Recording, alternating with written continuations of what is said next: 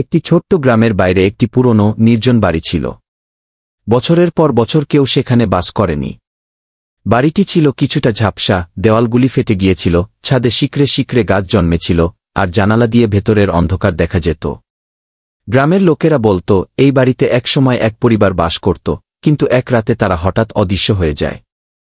কেউ আর তাদের খুঁজে পায়নি। এরপর থেকেই বাড়িটি ভুতুড়ে হয়ে ওঠে বলে সবার মধ্যে কথা চলত।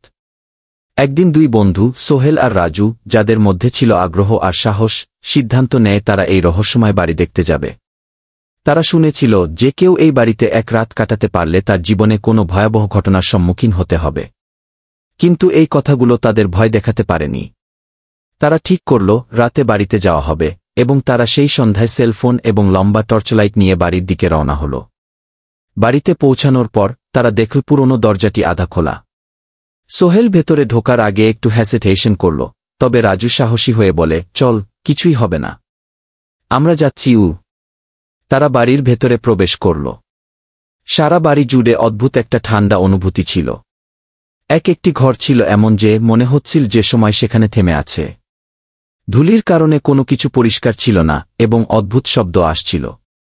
প্রথমে তারা সেগুলোকে কোনো অজানা প্রাণীর শব্দ মনে করেছিল, কিন্তু অল্প সময় পর তারা বুঝতে পারল কোনো প্রাণী নয়, কিছু অবাস্তব কিছু ছিল।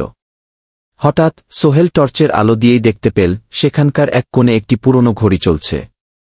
তবে অদ্ভুতভাবে সেটা এক জায়গায় থেমেছিল, ঠিক ৩:০৩ সোহেল ভয় পেয়ে রাজুর দিকে তাকায়। রাজু কিছু বলার আগেই একটা শীতল হাওয়া তাদের চারপাশে এসে বয়ে যায়। হঠাৎ তাদের শুনতে পায় কোথাও অদ্ভুতভাবে একজন শিশুর হাসির শব্দ আসছে। তারা দুজনই একে অপরকে দেখে বুঝতে পারে যে কিছুই ঠিক নেই। সোহেল এগিয়ে যায় আর বলে, এই বাড়ি থেকে আমরা এখন বের হব, রাজু। আমি তো জানতাম এখানে কিছু আছে। রাজু বলেছিল, তুমি ভয় পাচ্ছ, সোহেল?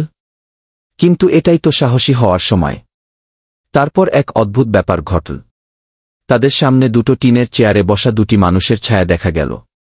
তারা হঠাৎ জেগে উঠে তাদের দিকে তাকিয়ে হাসতে শুরু করল। তখন সোহেল আর রাজু চিৎকার করতে করতে দরজা থেকে বের হয়ে যায়। পেছনে ঘরটার দরজা যেন ঝাঁকুনি দিয়ে বন্ধ হয়ে যায়, আর হাসির শব্দগুলো থেমে যায়।